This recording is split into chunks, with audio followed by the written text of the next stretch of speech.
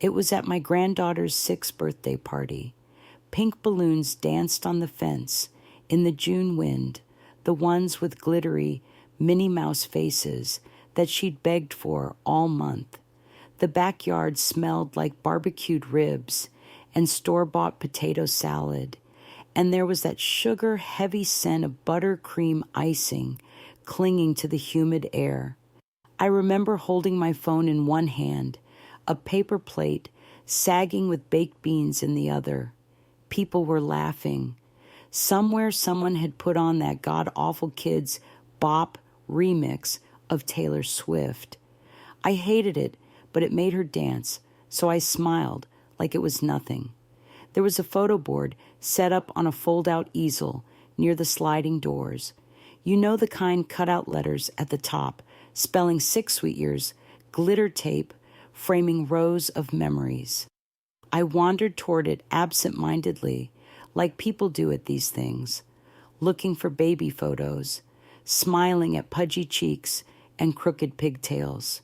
But as I moved from left to right, from diaper blowouts to ballet recitals, a subtle wrongness took hold in my chest. A kind of pressure, not pain, not yet, but something unsettled, like the room had tilted, just slightly, and I hadn't caught my balance. I blinked, looked again. The Christmas photo from the cabin we took that in 2021, I remember the frostbite on my fingers from digging out the car. But in the version on the board, I wasn't in the picture. My place by the tree had been swallowed by the edge of the frame. Maybe it was cropped, I thought. A mistake. I moved down the row. There was the photo from the beach house in Cape May when she built that lopsided sandcastle and cried when the tide took it. Her father was crouched beside her. Her mother stood behind. But where I should have been, where I was, there was nothing. The shadows didn't lie. I had been there. The footprints were mine. I kept going. Thanksgiving dinner, the one I hosted when my stepdaughter brought her boyfriend for the first time. She'd been nervous about us meeting him. I'd worn that deep green sweater, the one with the embroidery near the wrist. But in the photo, the table ended before it reached my chair. It was just her and her father toasting across a table that had been cut in half. I scanned the board like a detective now, frantic. Her first day of preschool, the dance recital, a trip to the zoo, all memories I had lived and documented.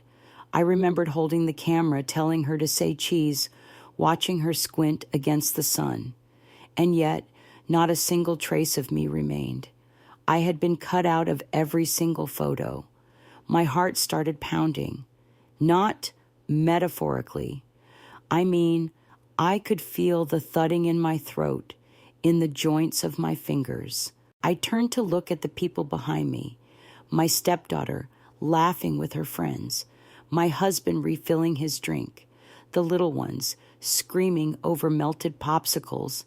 And I suddenly felt like a ghost at my own funeral. I backed away from the photo board. I told myself to calm down, to be rational, to consider other explanations. Maybe they used a social media collage app. Maybe the originals were too large. Maybe it was just an oversight.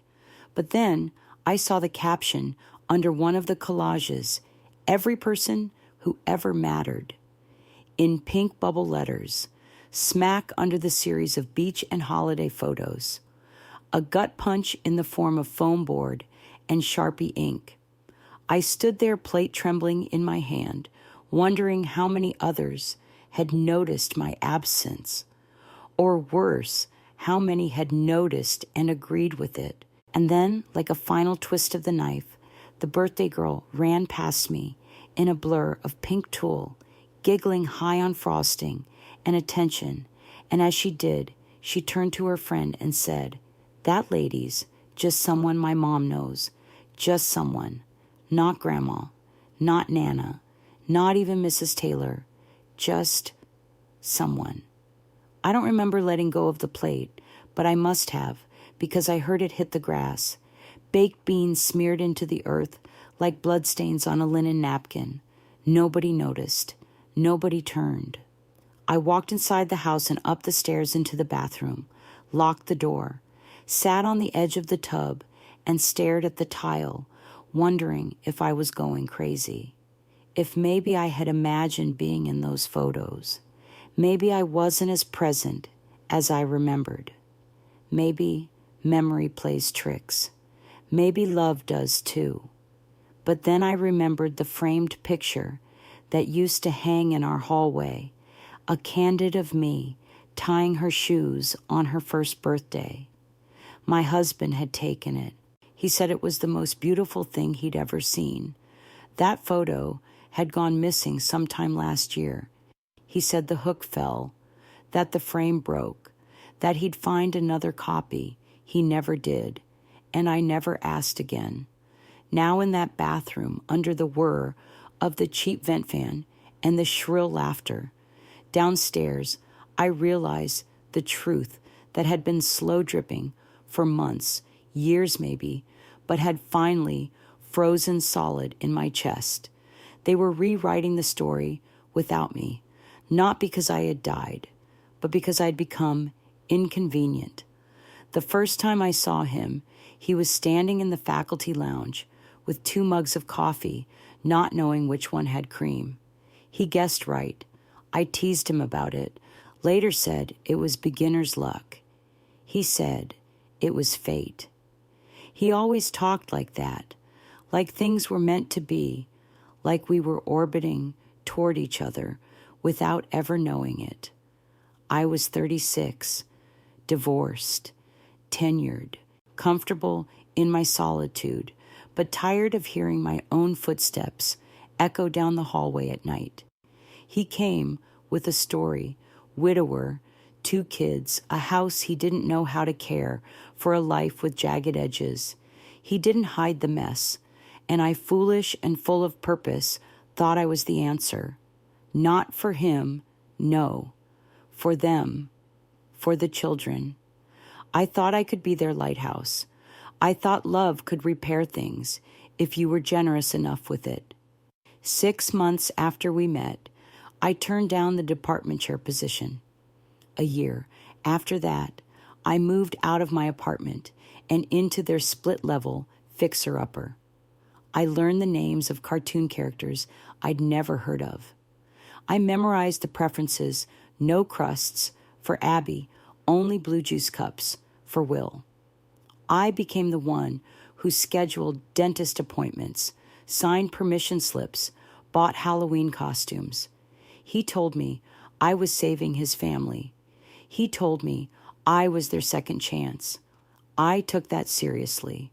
And when the money ran out, his savings drained from court fees and medical bills, I opened the account my mother left me and said, "Take what you need." I didn't even blink. That inheritance was meant for security, for retirement, for whatever small luxuries I might have afforded after a life of discipline.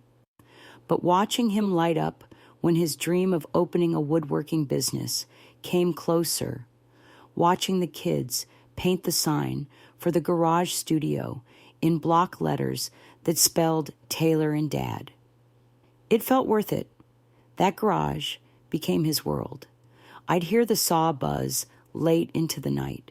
The smell of pine and varnish would drift into the kitchen while I packed school lunches. I didn't mind. I told myself every artist needed a sanctuary. I told myself love was about letting each other breathe. And still, I gave. When Will got suspended for the vape pen, I was the one who drove him home, who sat beside him in silence while he sobbed into his hoodie. When Abby got her first period, it was me she whispered to in the grocery aisle, eyes wide and scared. I took care of them when they had fevers, when they had breakups, when they failed tests, when they couldn't sleep. They never called me stepmom, not officially, but they didn't have to. They trusted me with the quiet things, with the in-between moments, That was enough, or so I thought. We got married after 6 years of living together. It was small, just us, the kids, and a friend to officiate. No honeymoon, no fanfare, just vows exchanged under the oak tree in our backyard. I wore blue, not white. He cried. Abby took pictures. In those early years, I believed in the future like it was a fixed thing, like it could be designed and built and nurtured. I remember thinking how strange it was that no one had taught me that real love, looked more like work than ecstasy, that it was long nights and compromise and showing up over and over again, even when no one noticed. I told myself the noticing didn't matter, but I see now how much it does. Looking back, there were signs, moments I swallowed down. That time we were at a cookout, and someone asked if the kids were mine, and he said, "She's helped raise them," like I'd been some kind of live-in volunteer. Or the Christmas he bought me an apron and a vacuum and told me I'd earned them. It stung, yes, but I smiled, laughed even, told myself he was just bad at gifts. I kept rewriting the story in my head to make it softer. He's stressed. He's tired. He doesn't mean it like that. But something in me was being trained slowly, invisibly, to shrink, to serve, to disappear. And I was good at it. I got so good at vanishing that by the time I noticed, there wasn't much left of me to save. Still I stayed, even when the kids got older and busier, even when Mom was reserved for someone else, even when I had to watch quietly as Abby invited her biological aunt to her graduation instead of me, even when I sat in the back row, clapping with restrained pride while the others called her our girl. No one asked if I was okay. No one looked back at me. And still I stayed, because I didn't know how to leave something I had sacrificed so much to build. Because I thought maybe, one more birthday cake, one more photo, one more shared memory would anchor me back into the story. Because I had confused being needed with being loved. Because I thought the quiet absence of affection was just a season. Because I didn't want to start over again, not after all this time, not alone. The change wasn't sudden. If it had been, if he had screamed or packed a bag or slammed a door, I might have understood it sooner. But this was quieter, more deliberate. It arrived like rust, creeping in the corners, dulling what once shone, until one day you wake up and nothing gleams anymore. I used to wake up to the smell of coffee. He always made 2 cups, black for him cream, and sugar for me. There was something sacred in the ritual, the way he'd place mine on the nightstand and say, "Rise and shine, Professor." He stopped calling me that first, then the coffee, then the good morning. I told myself it was stress. The business was slowing. The kids were moving out. Everyone was tired. But then came the silences, not angry ones, just blank. I'd talk about the garden or the neighbor's dog or the new bakery on 4th Street. He'd nod, maybe grunt. Sometimes he didn't respond at all. I'd hear my own voice echo and trail off like I was telling stories to wallpaper. Once I asked if he wanted to try the new place for dinner. He shrugged. "You go. I'm not hungry." The same sentence 3 nights in a row. He didn't sit beside me on the couch anymore. Started going to bed before me. Left the porch light off, even when he knew I was coming home late. I began to carry my own keys everywhere, even inside the house, just in case. The house got colder, not in temperature, but in texture. The warmth I'd spent years weaving into its walls seemed to recede. He turned down the heat earlier in the evenings. I'd wake up shivering and reached for the extra blanket I kept tucked at the foot of the bed. He never stirred. Meals became practical, silent. I'd cook plate, set the table. He'd eat. Sometimes he left the dish. Sometimes he didn't. There were no compliments, no thanks. It felt like feeding a boarder, a tenant. I once asked if something was wrong. He looked up from his plate, blinked slowly, and said, "I'm just tired." Then he went back to chewing. There was a coldness to him I'd never seen before, not anger, not resentment, just vacancy. He'd gone hollow.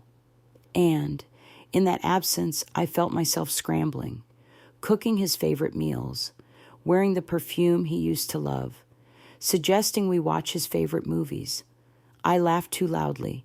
I asked too softly. I walked on eggshells made of silence. Still nothing changed. Then came the photos. At first, I thought I was imagining things. The frame one from our wedding had vanished from the mantel. When I asked, he said the hook broke. I looked for it later and found it stuffed in a drawer, glass-shattered photo, face down. The frame from Abby's high school play, where I stood beside her with pride, replaced by one of just her and her father. I asked about that too. "We're rearranging," he mumbled. It wasn't just photos. It was mentions. One night I overheard him on the phone with a friend from his old job. He said, "Yeah, it's just me now. House is quiet." I was upstairs folding towels. I froze. Not because I was surprised, but because part of me already knew that's how he spoke about me when I wasn't around. I began to notice the weight of my presence, how rooms felt different when I entered, how he no longer looked up from his phone, how he'd sigh softly when I asked a question, like I was a pause in his life's playlist, and the kids grown now with lives of their own mirrored him. They stopped calling. Abby used to text me silly memes and updates from college. That dried up. Will, who once came to me when his girlfriend broke his heart, started skipping holidays. I'd send check-ins. No response. Weeks would pass before I'd see their names light up my phone, and when I did, it was always brief, polite, distant. I remember one afternoon standing in the middle of the kitchen, holding a dish towel, staring out the window. The sky was the color of wet cement. It had rained that morning, the kind of rain that lingers. And I stood there and thought, I don't think anyone would notice if I disappeared. Not metaphorically, truly. I could pack a bag, leave a note, drive until the gas ran out, and no one would call before morning. Maybe not even then. That thought lodged in me like a splinter. I began to test it, small ways. I stopped making his coffee. He didn't ask. I skipped dinner one night. No comment. I left the laundry undone. No reaction. One evening, I spent an hour sitting in my car in the driveway, just watching the windows. No lights turned on. No blinds twitched. No one wondered where I was. I had become invisible. I tried for a while to fix it. I wrote him a letter, 3 pages, handwritten. I told him I missed us, that I felt like I was slipping out of the story, that I still loved him, even if he didn't know what to do with me anymore. I placed it on his pillow and left for a walk. He never mentioned it, never brought it up. It disappeared like everything else. Eventually, I stopped trying, not out of anger, but because the grief of trying to resurrect a connection that had long been buried was too much to carry. I began to move through the house like a visitor. Quiet steps, closed doors, whispered calls to friends made from the back porch so I wouldn't disturb him. I smiled when necessary, hosted Thanksgiving like always, made the stuffing his mother used to love.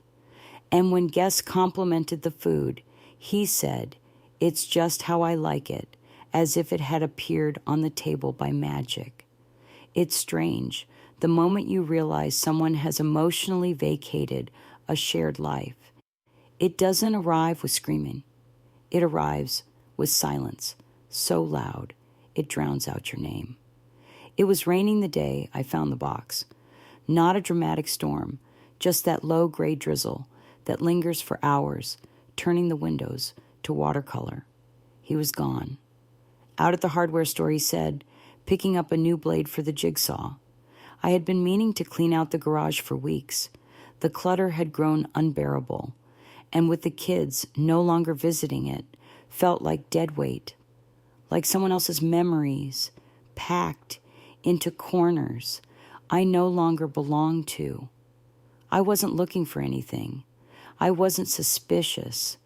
That's what haunts me now, how casually I wandered into my own undoing, just looking to reorganize, to throw out expired paint cans and broken chair legs.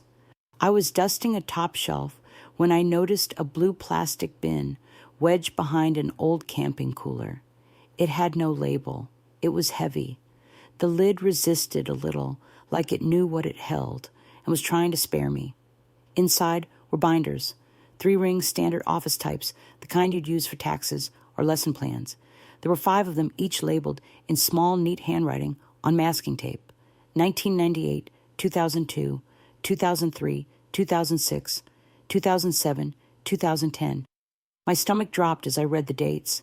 These were the years of our life, the years I had raised his children, the years I had fed and cleaned and stitched this family together like a quilt. I opened the first binder.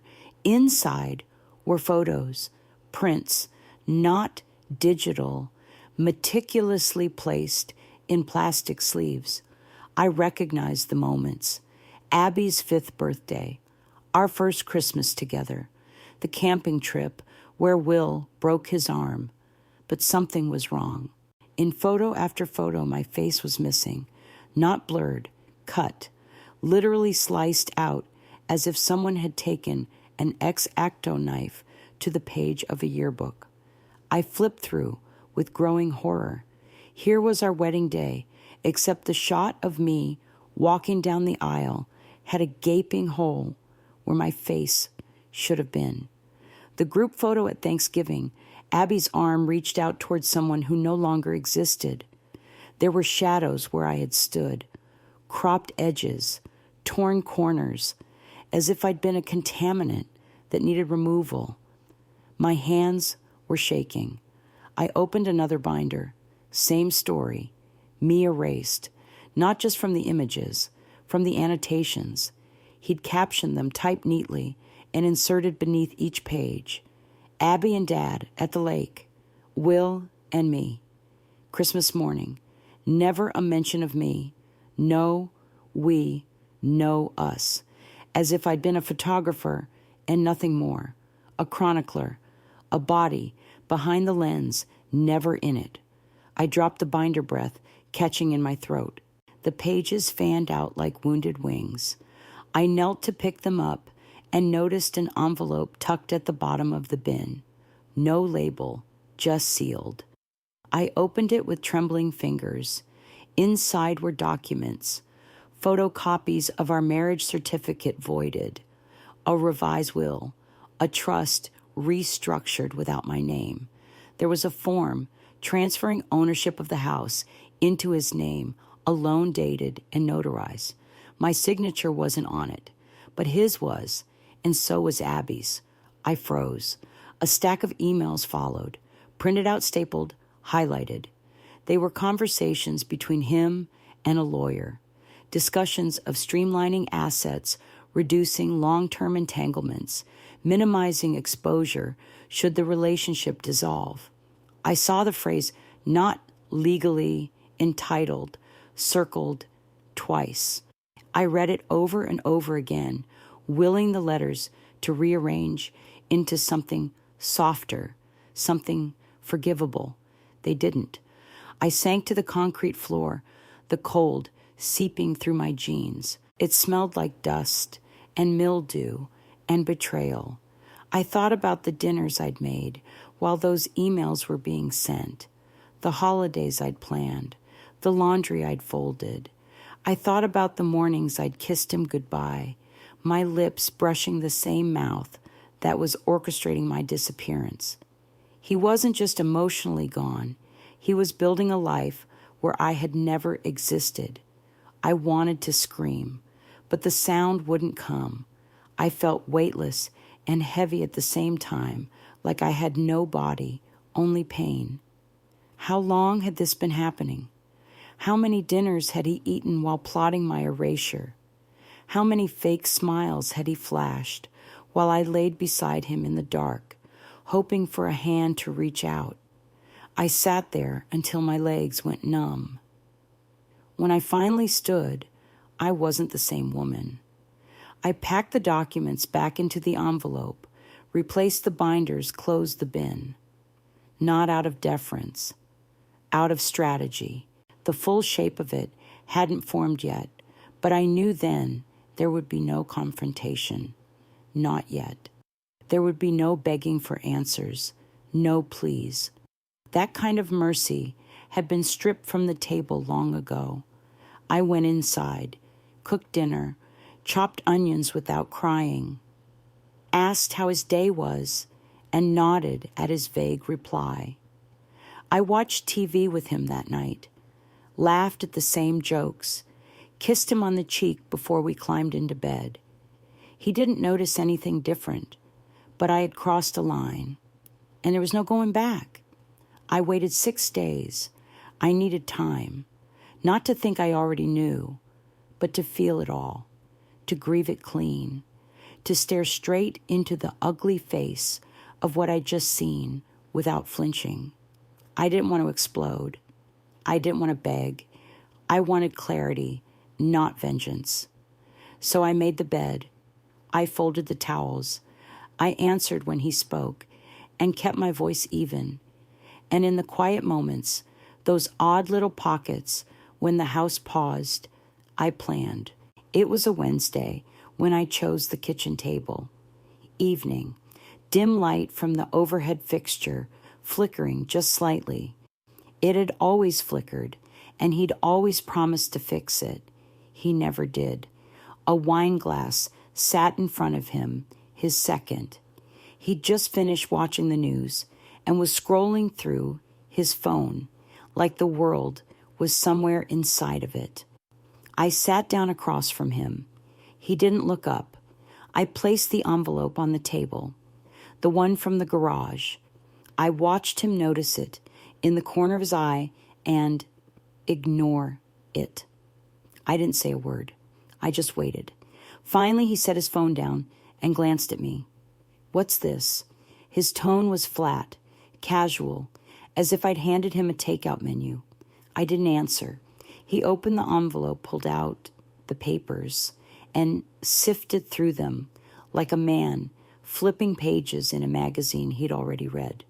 No panic, no surprise, just a small, exasperated sigh, like he'd been caught in the rain without an umbrella. "Where did you find this?" he asked. "Garage," I said. He nodded, sipped his wine.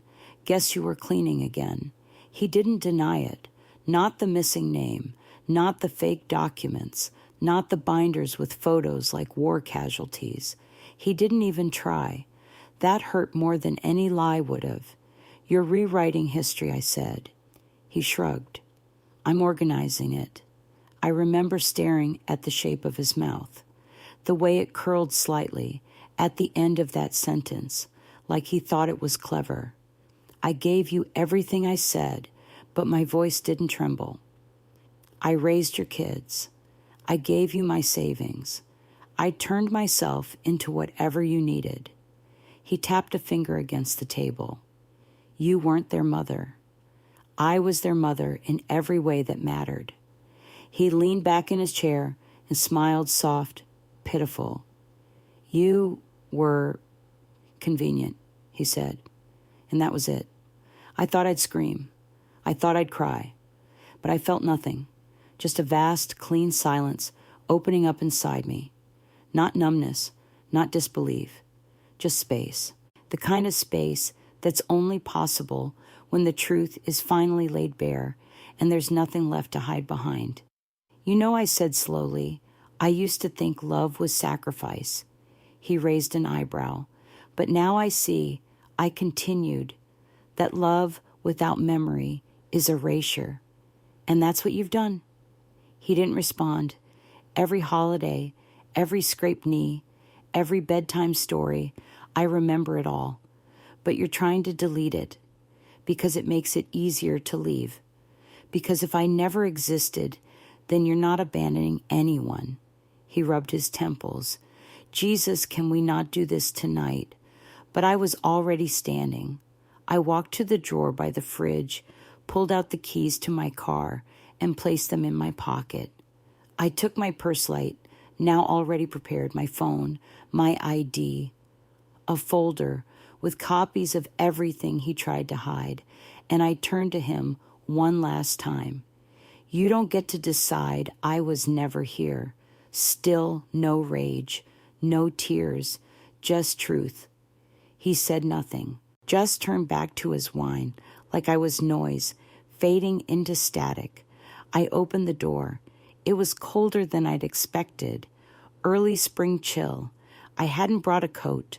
I stepped into it anyway, and I left the door open behind me, not because I wanted him to chase me, but because I wanted the cold to remind him I had been there. I had left, and no matter how he edited the photos, no matter how clean he made the corners, he would always remember that door, open, swinging slightly in the wind, that silence, that space, that absence, and he would know it wasn't his. It was mine. I didn't go far at first, just a small motel off Route 17, the kind with flickering neon and vending machines that still took quarters. I told the woman at the front desk that my name was Rose. It wasn't, but it was close enough to feel honest. She didn't ask for a story, just slid the key across the counter and said, Room 12. Sheets are clean, but the heater's loud. I thanked her like it mattered. That night, I lay on a bedspread that smelled faintly of bleach and cigarettes and stared at the popcorn ceiling while the heater clanged like it was coughing up old ghosts. I didn't sleep. Not really. I just breathed, in and out, like someone learning to be human again after too long underwater. The next morning, I bought a burner phone from the drugstore and called no one. I drove to the bank and opened a new account under my maiden name. The woman at the desk asked, Are you recently married or divorced? I smiled. Something like that, I said. She didn't press. I rented a P.O. box and closed the joint accounts, canceled the cards, called the lawyer whose name I'd written down 3 years earlier, but never contacted. He asked if I was looking for a fight. I told him no. I was just making sure no one could take what little was mine. It took 3 weeks to disappear, not entirely, just enough. I sold my car to a neighbor of the motel owner and took a bus up the coast.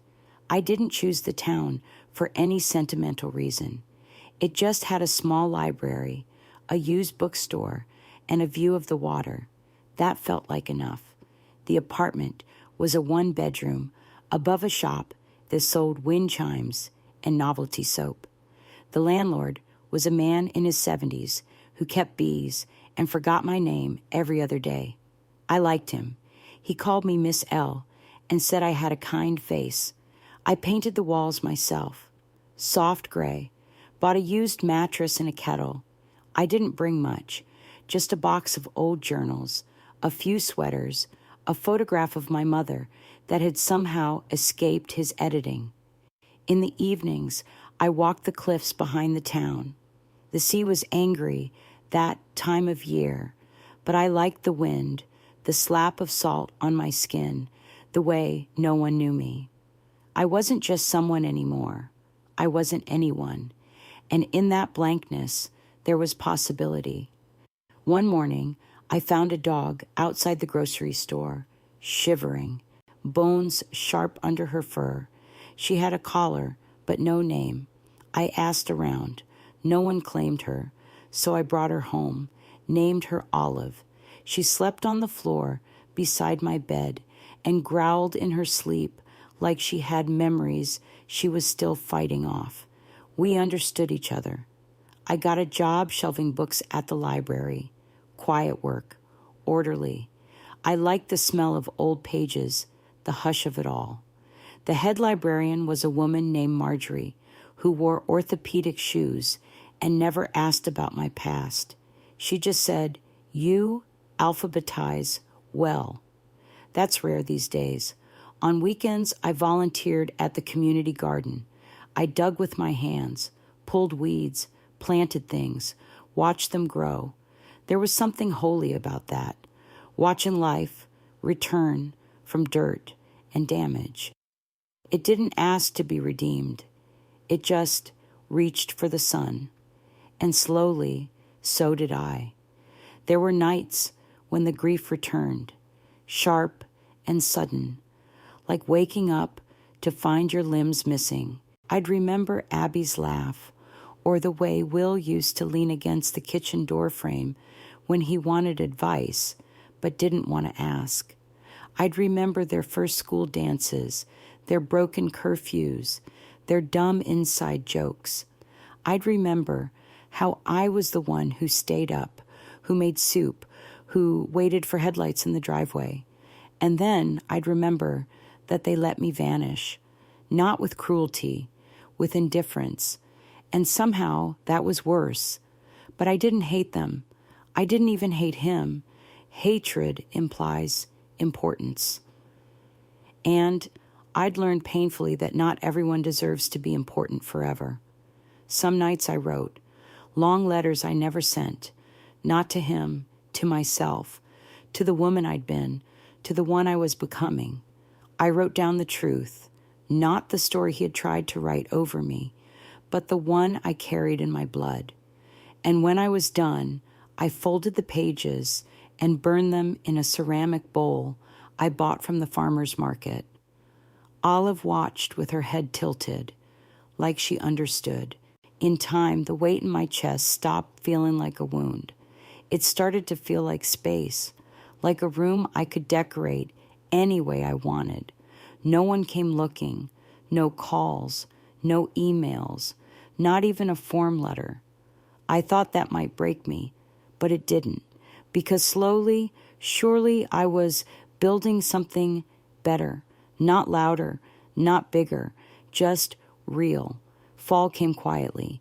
The trees outside my window turned the color of rusted copper and bruised peaches, and the mornings took on a hush that felt sacred. Olive liked to press her nose to the glass and watch the leaves drift. I started sleeping through the night again, not because I wasn't haunted, but because I had finally stopped hoping for an apology that would never come. One morning in October, I walked past a gallery on Main Street and saw a display of photographs, black and white, grainy, honest. There was one of an old woman's hands knitting another of a boy holding a cat against his cheek. None of them were posed. They weren't beautiful in the magazine sense, but they were real, unedited, whole. Something opened in me. I walked in and asked who took them. The man at the counter smiled, said his name was Eli, that he taught photography at the community center. "You see something," he asked. "I see something. I remember," I said. He tilted his head. "Ever taken photos yourself?" I nodded. "A lifetime ago." He invited me to sit in on a class. I almost said no, almost told him I was too old, too busy, too invisible. But I went. And when I picked up the camera, a real one, not a phone, not a screen, I remembered what it felt like to frame the world, to choose what was worth keeping. In that first week, I took a photo of Olive sleeping in the sun, one of the librarian Marjorie squinting into a mug of tea, one of a child at the pier dropping a stick into the waves. They were small moments, but they felt sacred. I began to carry the camera everywhere. It became a kind of prayer, a way to say, I see you, you matter, this moment matters. And slowly, the world began to look back. I photographed the women at the garden with dirt on their cheeks and pride in their hands. I photographed the man who played violin outside the bakery on Saturdays, his case always half empty, his music full.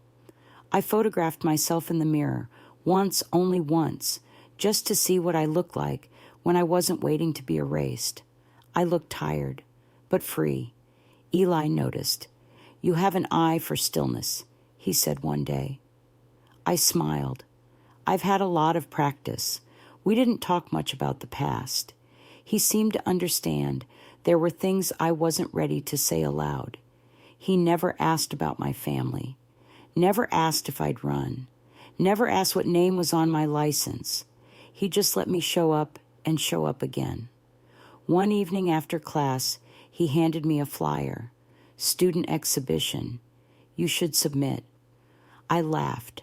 I'm hardly a student. He shrugged. That's not what the work says. I stared at that flyer for a week.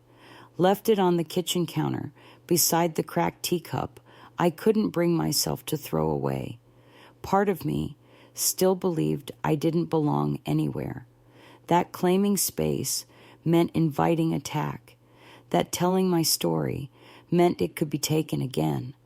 But then I remembered those binders, how carefully he'd sliced me out, how deliberate the erasure had been.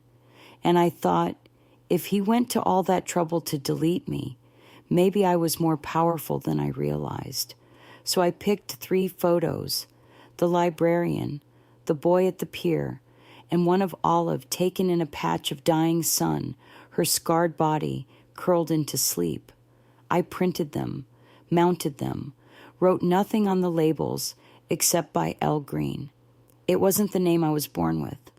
It wasn't the name I'd married into. It was the name I chose. The night of the exhibition, the gallery hummed with low music and soft footsteps. People moved slowly, reverent. They stopped in front of my work and tilted their heads. A few smiled. One woman wiped her eye and whispered something to her friend. I stood at the back, sipping bad wine from a plastic cup, watching them see what I had seen. No one knew it was me. And for the first time in a very long while, that felt right. Not hidden, not erased, just private. After the show, Eli walked up beside me. He didn't say anything, just bumped my shoulder with his gently-like punctuation. We stood like that for a while. 2 people who had lived enough to know the difference between silence and peace. That night, I walked home under a sky so clear it felt unreal, stars sharp enough to name.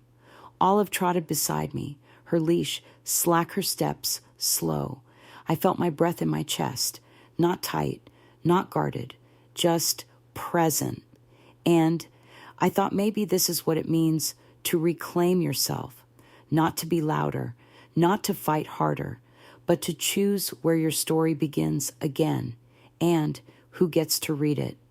It was around December when the letter came, thick envelope, no return address, just my name, my real name, written in handwriting I hadn't seen in years, slanted, careful, Abby's. I didn't open it right away. It sat on the kitchen table for 3 days. Every time I walked by, Olive sniffed at it like it carried something rotten or sacred. I couldn't tell which. On the 3rd night, I made a cup of tea, sat in the chair by the window, and finally tore it open. There was no greeting, no dear, no warmth, just her words. I don't know where you went. Dad won't say anything. Will says You just left. But that doesn't make sense. You don't just disappear, not after everything. My hands tightened around the page. I remember you brushing my hair before that stupid 5th grade science fair. You sewed stars onto my costume because the store-bought ones looked cheap. I remember how you used to hum when you cooked, and how your voice changed when you were reading like the characters were inside you. I remember how you never forgot my birthday, even when Dad did. She had underlined that sentence hard. I didn't know about the documents or the photos, not until recently. I didn't know he was doing that. I swear. I thought you were just tired. I thought maybe we pushed you too far. I thought maybe I'd said something wrong. There was a long pause in the letter, blank space, a kind of silence I could feel in my chest. I see now what happened, and I don't know how to fix it. I don't even know if you want to be found. But I wanted you to know I didn't forget you. Not really. Not in the ways that count. I still make the stuffing the way you taught me. I still hear your laugh when someone says something dumb. I still call that old quilt yours, even though Dad threw it away. I miss you. I think I always will. No signature, just a single pressed flower taped to the corner, a daisy. I sat for a long time after reading it, tea gone cold, window fogged over, the letter still trembling in my lap like a live thing. I didn't cry, but my chest ached in that deep, slow way. Grief sometimes returns, not to break you again, but to remind you what you survived. I didn't write her back, not because I didn't want to, but because I didn't know how. What could I say? That I'd vanished because I had to, that sometimes love rots quietly, and the only way to save yourself is to walk into the wilderness and never turn around. That some betrayals aren't loud, they're cumulative, like snow piling on a roof until it finally collapses. Maybe one day I'd answer, maybe not. But I took the letter, folded it carefully, and slid it into the drawer with the few things I still kept from my former life, the photograph of my mother, a faded menu from the diner where I used to write the photo I'd taken of Olive, curled on the porch in spring light. Things that proved I had existed, that I had mattered, that someone somewhere had once said my name with love.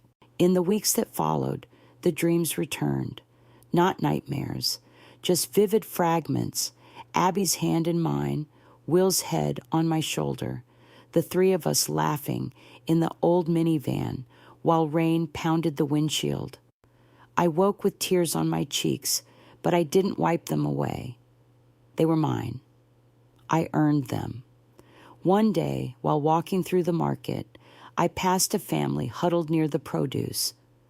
A woman around my age was laughing as she handed her son a bruised apple. The boy looked up and said, "You always pick the weird ones." She grinned. "That's how you know they're real." I stopped in my tracks. I thought about all the years I tried to be smooth, polished, whole. I thought about how I flattened myself to fit someone else's frame. How I made myself smaller, quieter, easier. And still I was edited out. But now in this new place, I was full of strange edges and stubborn roots. I was bruised. And maybe that was the point. Maybe being real meant showing your damage. Maybe it meant keeping it. That night, I took down the mirror in my bathroom, the one I'd avoided looking into for months. I cleaned it, wiped off the dust and smudges, and then I stood in front of it, naked, no makeup, no filters, just skin and bone and breath. I stared at myself for a long time, not judging, not fixing, just witnessing.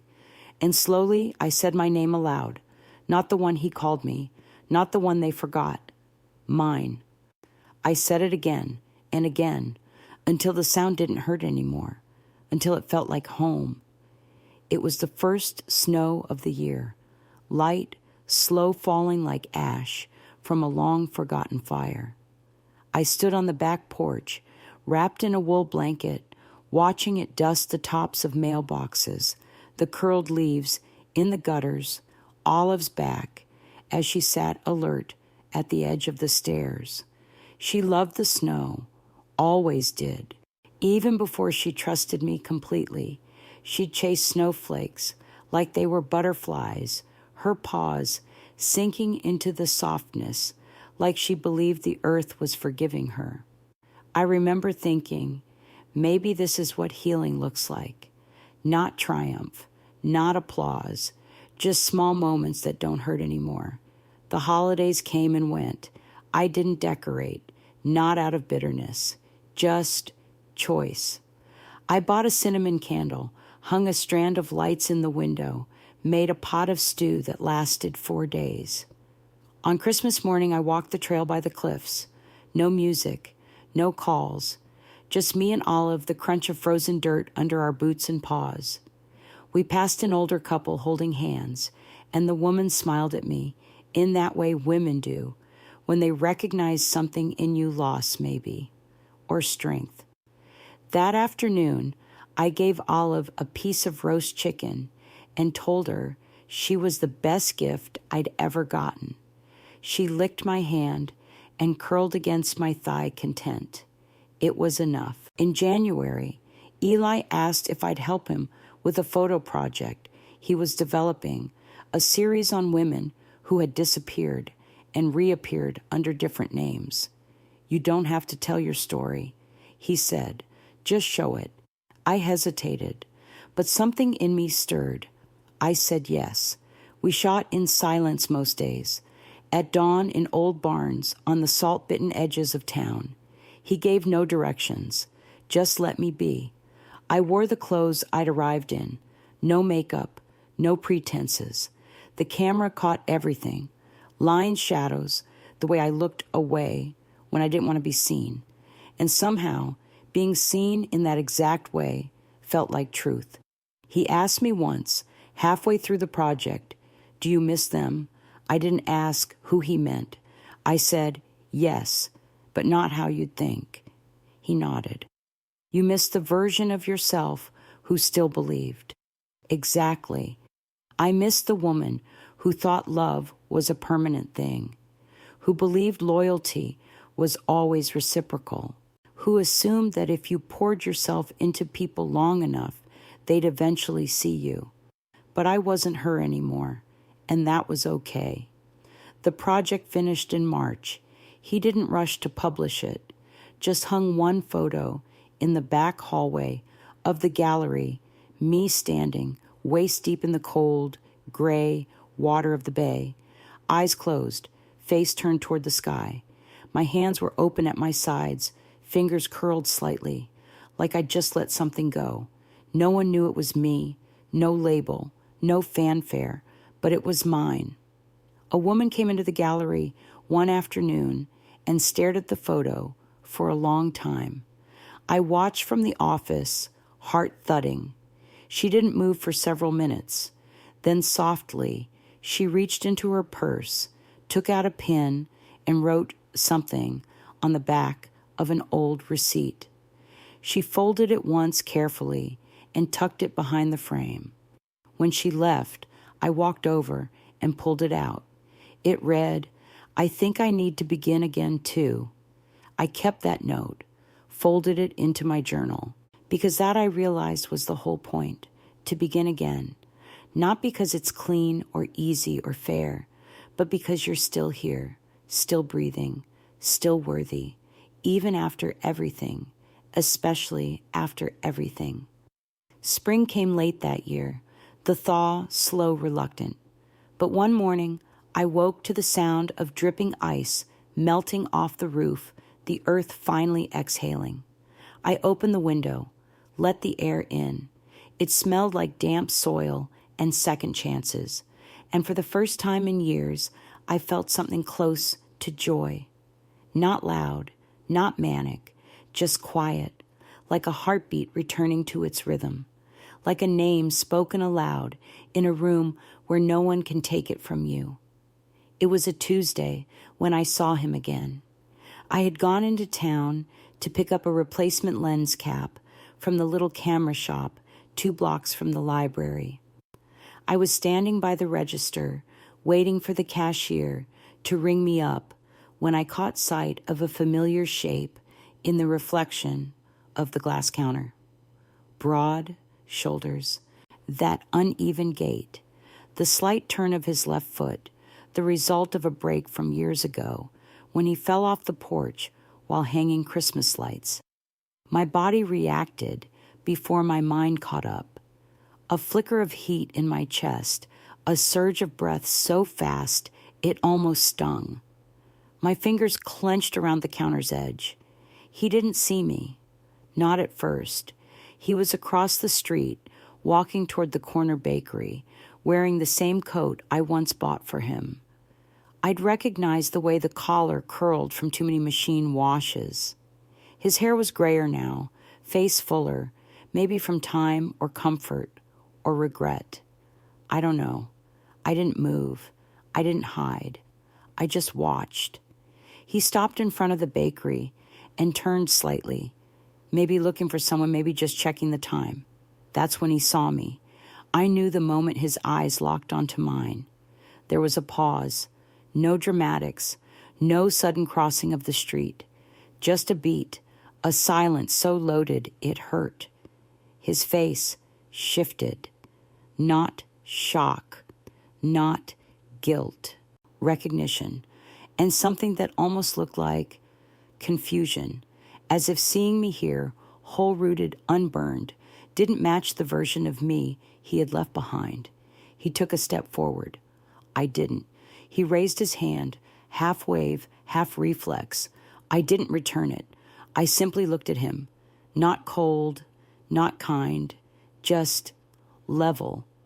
And then I turned, thanked the cashier, and walked out the back exit of the shop without looking back. I didn't run. My steps were calm, steady. The cold air bit at my face, but it felt good, cleansing, like a baptism. I walked the long way home, and as I passed the sea, I whispered, "You don't own the ending." I wasn't angry. I wasn't afraid. But I had no room left in me for the performance of closure, no appetite for forced conversations or retroactive repentance. He had his chance to speak, to see, to choose, and he didn't. The next day, I told Eli. We were sitting in his truck, drinking coffee out of paper cups. The heater was broken, and Olive was curled in the back seat, snoring. "He saw you," he asked. "Yeah." Eli took a long sip, then said, "Did it feel like anything I thought about it? It felt like passing a house I used to live in. The furniture's different. The paint's new. But for a second, you can still smell your shampoo in the bathroom." He nodded. "Do you wish you'd talked to him?" No. He didn't press. And that was the gift. Later that week, I walked down to the gallery and stood in front of the photograph of me in the bay. The woman was still staring skyward, still waist deep in the water, still brave and broken and unafraid.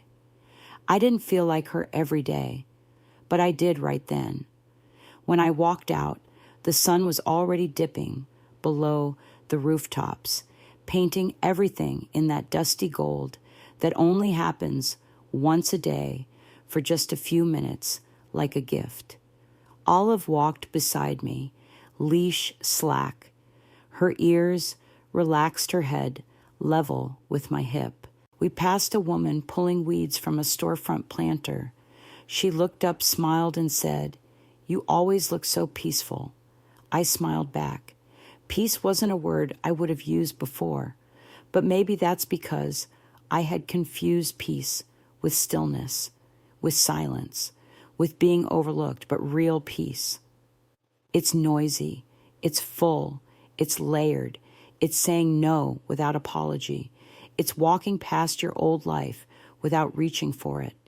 It's living in a place you chose, under a name you gave yourself, with a dog who loves you not because she has to, but because she does. That night, I lit a candle on the windowsill, not to remember what was lost, but to honor what was rebuilt. Not a monument, a lighthouse, for myself. I once read that memory isn't fixed, that the more we recall something, the more we change it. I used to be afraid of that. I thought if I didn't hold every detail exactly, I'd lose pieces of myself, pieces of the life I fought for, the children I raised, the home I built. But now I understand it's not about remembering perfectly. It's about remembering truthfully. And the truth is this: I love them, all of them, in the most complete, foolish, unconditional way I knew how. I loved them through illnesses, through teenage tantrums, through broken promises and late night silences. I loved when it was easy, and I loved when it hurt. That part of the story is mine, and no one can revise it. Even now, I sometimes catch myself reaching for my phone when I see something Abby would laugh at. A weird squirrel, a terrible pun, a crooked cake at the market. My thumb hovers, but there's no number to call. Not anymore. The cord's been cut clean and quiet. But love doesn't vanish just because the audience leaves the room. It just becomes yours alone. The library promoted me. I now manage the archives, organizing the history of a town I wasn't born in, but now belong to. People come in and ask for old yearbooks, newspaper clippings, obituaries. I handle them with care. I know what it means to be remembered. A young woman came in last week looking for records of her grandmother's bakery from the 60s. They say she was difficult, the girl said, laughing nervously, but she made the best lemon bars in the county. I found an old article, black and white photo. Her grandmother standing proud behind the counter arms, crossed defiant and radiant. I handed it over. She looks powerful, the girl whispered. She was, I said. So are you. After she left, I sat at my desk a while looking at the article. How thin the paper was, how fragile and permanent all at once. And I thought, maybe that's what we are too. Thin pages, easy to tear, easier still to fold, but still here. That night, I finally did something I hadn't let myself do in years. I printed the only photo I had left from that other life, the one he didn't get. It was blurry, taken with an old phone, nothing special. Me and Abby sitting on the porch, her head in my lap, a book open on her knees. You couldn't see our faces clearly, just the way our bodies leaned into each other, at ease, unposed, loved. I framed it, put it on my nightstand, not to cling, to witness, to tell the truth back to myself every night before sleep. You were there. You mattered, even if they couldn't say it out loud. Eli helped me set up my own show, just a small one. Photos from the cliffs, the garden, the people who made this new life breathe. I called it Left in the Light, not because I wanted to be found, but because I stopped hiding. On opening night, the gallery hummed with soft voices and slow steps. People lingered. They pointed. They smiled. One woman cried quietly in front of the photograph of Marjorie, squinting into her mug. A teenage boy stood for a long time in front of Olive's portrait, tracing the outline of her ears with his eyes. And then someone asked if the photographer was here. I stepped forward. I'm Elle Green, I said. It was the first time I'd said the name out loud in front of strangers. My voice didn't shake. My knees didn't buckle. It felt like truth. They nodded. Someone clapped. And just like that, I existed, not as a ghost, not as a footnote, but as a whole breathing person, rewritten, yes, but not erased. The day I got the call about Will, it was already raining, one of those endless spring downpours that turn streets into rivers and the sky into a sheet of gray. I was standing in the kitchen, steeping a cup of peppermint tea, when the phone rang, a number I didn't recognize. I almost didn't answer, but something in my chest shifted like the wind had turned the wrong way. It was the hospital, not local. He'd been in a car accident, out of state, rain-slick highway, a guardrail that didn't hold. They told me he was stable, that he'd asked for me, not his father, me. I sat down on the floor. The tile was cold. The mug still steamed in my hand. I didn't cry.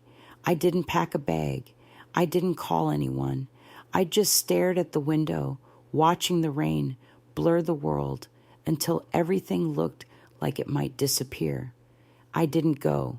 It wasn't punishment. It wasn't bitterness. It was boundary. A line finally drawn around the version of myself that would have rushed back, apologizing as she entered, offering comfort in exchange for nothing. That woman, God, I loved her, but she didn't live here anymore. Instead, I wrote a letter, not to Will, to myself. I folded it neatly, placed it in the same drawer as Abby's, and then took Olive for a walk. That night, I stood in front of the framed photo of Abby on the porch. I whispered their names, not out of ritual, out of release, not because I was hoping they'd come back, but because I finally knew they didn't have to matter, to be part of me, to stay. Months passed. I got a postcard in the mail, no return address, just a photo of a mountain in Colorado and 5 words written on the back. I remember everything. I'm sorry. No name. But I knew the handwriting. I didn't write back. Instead, I tucked it behind a photograph in the hallway, one of the cliff, during sunset waves breaking like wild applause. It felt fitting grief behind beauty, memory behind light. The gallery offered me a residency, a chance to teach other women how to tell stories without words. I said yes.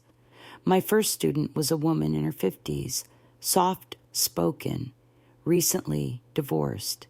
She brought in a camera, wrapped in a scarf, like something sacred. She said, I don't know what I'm doing, but I think I need to see the world differently. I told her that was exactly enough. We met every Thursday, shot in silence, drank 2 hot coffee from thermoses. She once asked how I'd gotten started. I said I was edited out of my own life, so I made a new one. She nodded. No pity, just understanding. I don't talk about him anymore, not out of fear, but because the version of me that needed to explain herself has finally gone quiet.